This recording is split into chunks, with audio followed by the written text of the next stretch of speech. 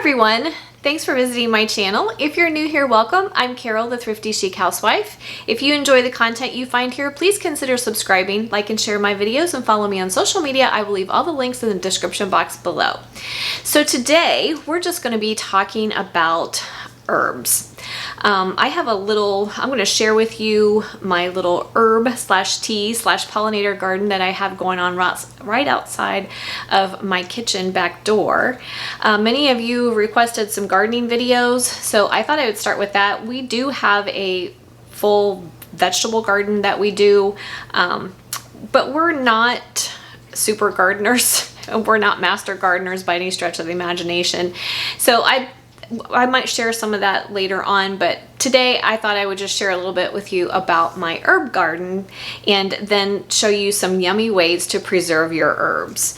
I love my herb garden, and I've kind of turned it into a pollinator slash herb slash tea garden because a lot of those things, the pollinators like them, and you can use herbs to make tea and also for other culinary and medicinal purposes.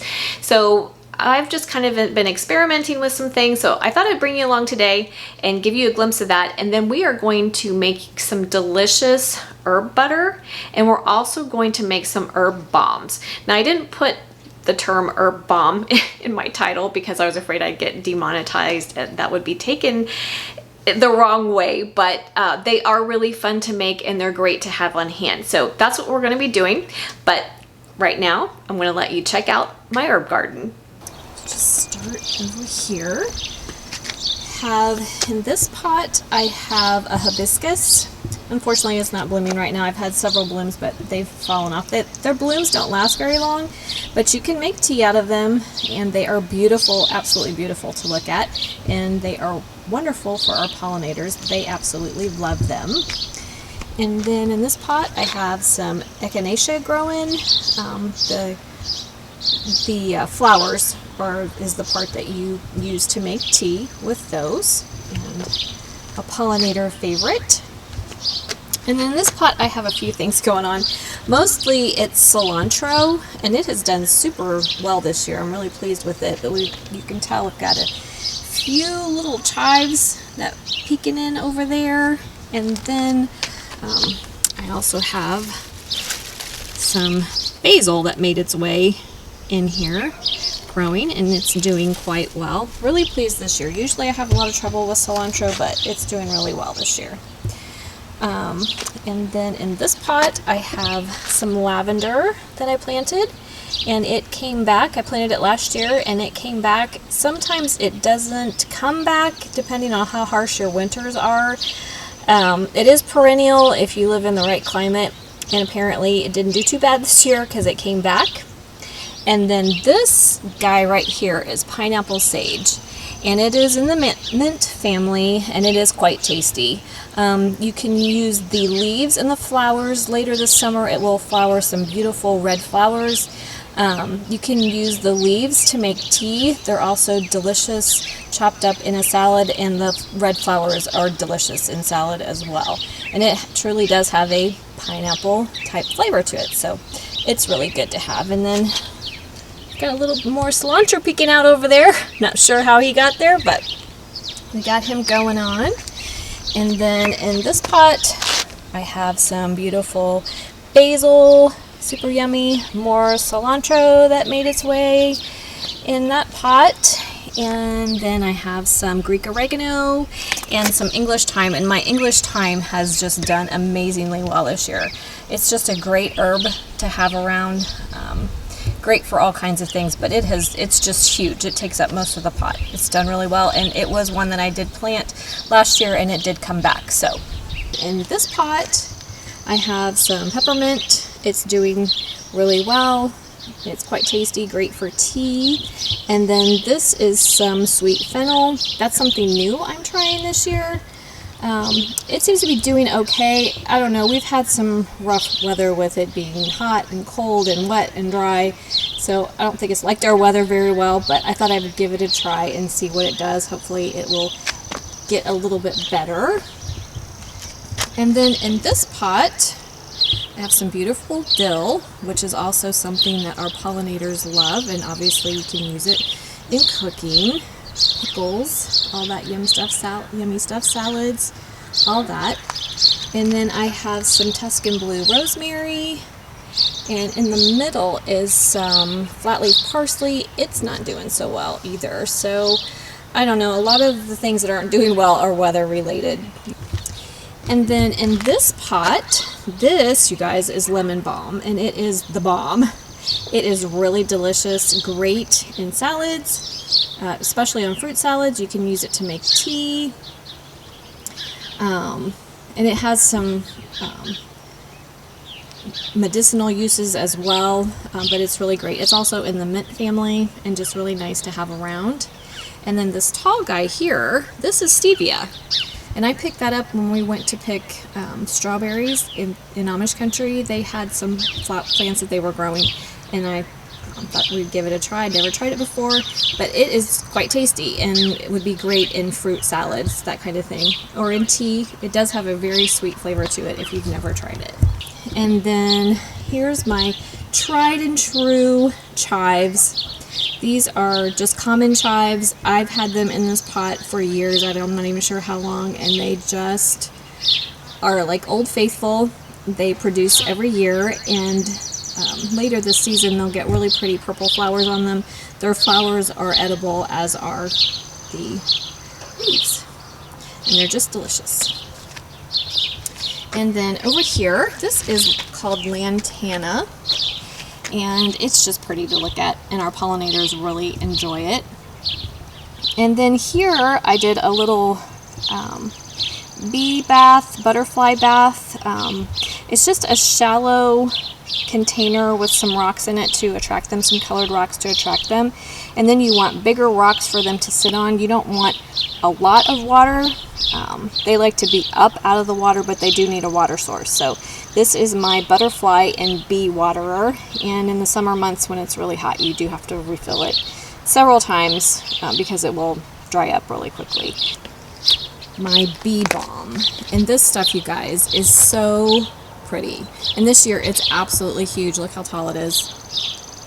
It's only supposed to get 4 feet tall, but I'm pretty sure that's taller than 4 feet. But it is really pretty. It is also edible, the leaves and the flowers. Check out those beautiful flowers. So pretty. It is delphinium. It was blooming. It's something new that I planted this year, so it doesn't have any blooms on it right now. I don't know a whole lot about delphinium. I don't know if it'll bloom again or if it just blooms in spring, but it has a lot of new growth on it, so I'm excited for that. But it had beautiful blue flowers on it, which the pollinators really enjoy. And then this patch here, these are garlic chives, and they are really amazing. They taste just like what they sound. They have a kind of a garlic onion flavor to them. And at the end of summer, mid to late summer, they get these beautiful white pom-pom-like flowers on them, and they're quite tall. And the flowers are also edible, as are obviously the leaves. The pollinators love the flowers, but again, this guy can be super duper invasive if you let the flowers go to seed, which I have done. If you don't cut the flowers off before they go to seed, you will have garlic chives all over your property. And then over here I have some more beautiful echinacea. There's a pretty orange one, and then the purple cone flower it's called, but it's echinacea as well. And then this is Veronica. Pollinators love it. This guy right here in the middle, he's getting ready to bloom again. I did post a picture on Instagram when it had first gone into full bloom, and it is just absolutely beautiful. It is called Red Riding Hood Pentstemon, and it is just absolutely gorgeous, and the pollinators really enjoy it.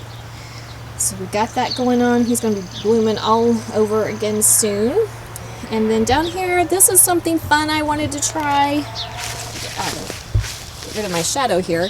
This is called fuchsia. If you've never seen a fuchsia plant, I just think their flowers are so unique. So pretty. Really, really fun flowers. I have some snapdragons, some red and yellow snapdragons around. And then I always try to do a border of petunias. The pollinators love petunias. I don't know what happened to this one right here. He's not doing so hot, but I do want to point out to you guys, this stuff right here is called purslane. I know most people think it's a weed, but it is totally edible. So if you see any of that, don't spray it, pick it, and put it in a salad. It is quite good. This guy right here is new. I planted him this year. This is a dwarf butterfly bush. The pollinators, especially butterflies, obviously really enjoy it. And in this little bed right here, I planted some German chamomile. And it's obviously not flowering yet, but hopefully it will by the end of summer. Okay guys, I hope you enjoyed my tour of my little herb slash tea slash pollinator garden. It's something that I really enjoy, and I love watching the pollinators enjoy all the delicious flowers that are out there. It's fun to watch them. So now that you've seen my herbs, let's do something with them. We're gonna do a couple of fun things today. There's different ways to preserve herbs, but we are going to be making herb bombs. We are going to be making chive oil herb balm. And I got the idea out of this book, the Not Your Mama's Canning book. Now, if you guys have been with my channel for very long, you know how I kind of feel about this book as far as canning is concerned. It's an okay book, but she is kind of a rogue canner, if you will. Some of the things that are in this book are not necessarily tested and proven to be safe, so she's got some great ideas, but I would just, if you get the book, I would use caution when it comes to canning and just confirm everything with a reliable source, trusted source. But she does have a section in here on some other ways of preserving, and one of the ways is making herb bombs, which is basically chopping up herbs, putting them in a ice tray, and then covering them with a carrier of some sort. We're going to be using olive oil today, but you can use lime juice, you can use lemon juice, you can use a combination of olive oil and lime or lemon juice. So there's different ways of doing it, but you can also use water. Just cover them with water, but they're really fun to make, and they're great to have around. Once you freeze them in the ice tray and they're a solid cube, then you can take them out of the ice tray and just keep them in a plastic freezer bag, and just keep them in your freezer. And then when you want to infuse flavor into any of your dishes, you have them ready and on hand. And it's a great way to preserve those summer herbs and use them when it's not so summery outside. So that's what we're going to be doing today. We're making the herb bombs. And I found this recipe in the Balm Blue Book of Canning and Preserving. I'm sure many of you, if you are a canner, you have access to this book. Well, I was just flipping through it one day, trying to get some fresh ideas for canning or preserving for you guys. And after I had planted my herbs, I was looking for ways to use up my lemon balm. And wouldn't you know it, that in this book, they make lemon balm butter. So we're going to be making a lemon balm butter. So we're going to be doing that as well. I thought that that would be fantastic to have on hand to melt over veggies, grilled veggies, melt over a steak, spread on fresh baked sourdough bread. A million different ways to use it, but I thought it sounded delicious, and it's a great way to use up some of my lemon balm. So that's what we're going to be doing. So let's get started. Okay, so we are going to start with our chive oil herb bombs. So what I have here is I have both garlic chives. These are the garlic chives. They're flatter than regular chives, and then we're going to be using just regular chives as well. I thought we could use both. You can use one or the other, but I thought having both would make a nice complex flavor. So I just went ahead and rinsed them off, dried them, and now we need to chop them. So we're going to give them a really nice chop.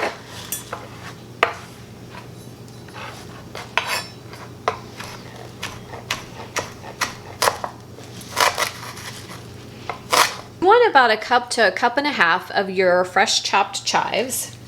And then all we're going to do is we're going to sprinkle our chives to the cubes of the ice cube tray. Fill them as full as you want them. About 3/4 full or so. Okay, so once you have your chives in there, like I said, you want them about 3/4 full of your chives. Then you're going to take some really good olive oil, or you can use any other carrier. You can use water, you can use a citrus juice of some sort, whatever you want. I'm going to be using olive oil. And then just go ahead and fill it. Fill each cube. It's going to take about 1.5 cups or so of good olive oil. Okay, so now what we want to do is go ahead and pop them in the freezer, and then once they're completely frozen, we can pop them out of the tray and put them in a freezer bag. Up next is going to be our lemon balm butter. Okay, so for our lemon balm butter, we are going to use common chives. We're going to use some fresh parsley. And we're also going to use the star of the show, which is lemon balm leaves. Now, the smaller the leaves, the better the flavor. So try to pick the newer leaves. So we're just gonna pick the leaves off. And we want about 1 tablespoon of each of the herbs.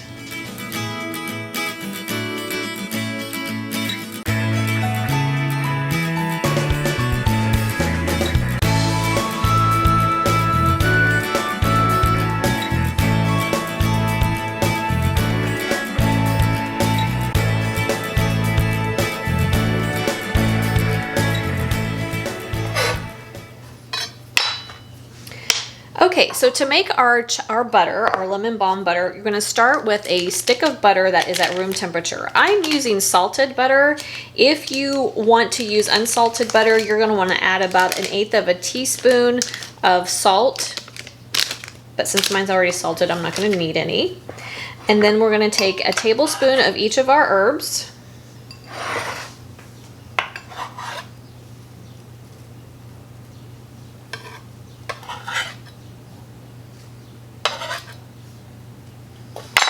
That lemon balm is just heavenly, you guys. It smells so fresh and bright, citrusy, just delicious.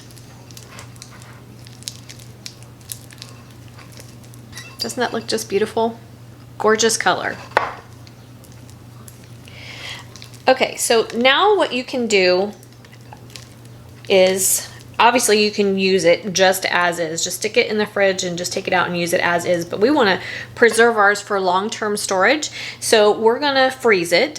So what you want to do is either put it in a freezer-safe container, or you can do what I'm going to do. I'm going to make a log out of it. Okay, so to make a log, I'm just going to go ahead and put my butter on top of a piece of plastic wrap.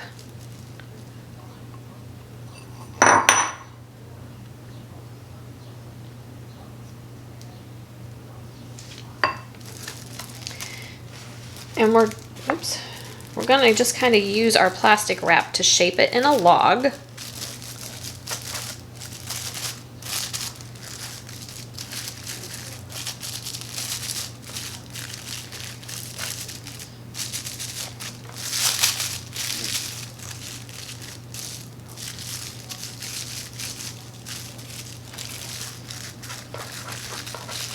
Okay, so that's pretty good. I'm going to seal it up, and I'm going to pop it in the freezer until it's frozen, and then I'm going to slice it so that I have slices, and then I'll store my slices in either a freezer bag or in another freezer container, and then when I want a serving of butter, I can just pop it out 1 serving at a time. Okay guys, how fun and easy was that? What a great way to preserve fresh herbs to use up later in the season, in the cold winter months. How good is it going to be to pop out an herb balm or a pat of your delicious herb butter and add it to vegetables, pasta, like I said, fresh baked bread, million different ways to use it, but so good. So all I do is just once it's completely frozen, I cut the butter into little pats. So So I can just take out a pat of butter and pop it on, like I said, however I want to use it. And then that's what the little herb bombs look like in their olive oil. Like I said, you don't have to use olive oil. You can use a juice of some sort, or you can use water, is totally fine. But anyway, I hope that you will give them a try. And then just once again, I will leave links to these 2 books if you don't have them, but the Not Your Mama's Canning book, just caution with the canning section. She is more of a rogue canner or an adventurous canner, as we say, but the other ways of preserving are fantastic. So give that a look. She's got some great combinations in here for her herb bombs, but the sky is the limit. You can, whatever you grow, you can use, you can mix and match herbs, whatever works for you will be fantastic. And then of course the Ball Blue Book Guide to Preserving, Canning and Preserving is fantastic. And I was just so excited to see the lemon balm butter in there, and I'm really excited to use it. So I hope that you will give it a try. Thanks so much for coming along with me today, guys. I hope you enjoyed seeing my little herb slash tea slash pollinator garden. I love it. I enjoy it so much, and I love that it's on just outside my kitchen door, and whenever I'm cooking, I can just pop out there, grab what I need, and it's really close by. So I hope you have a great day. Thanks so much for joining me, and I will see you next time. And I hope that this inspires you to grow some of your own herbs if you're not already. Containers on your patio are a perfect way to grow them. So have a great day, and I'll see you next time.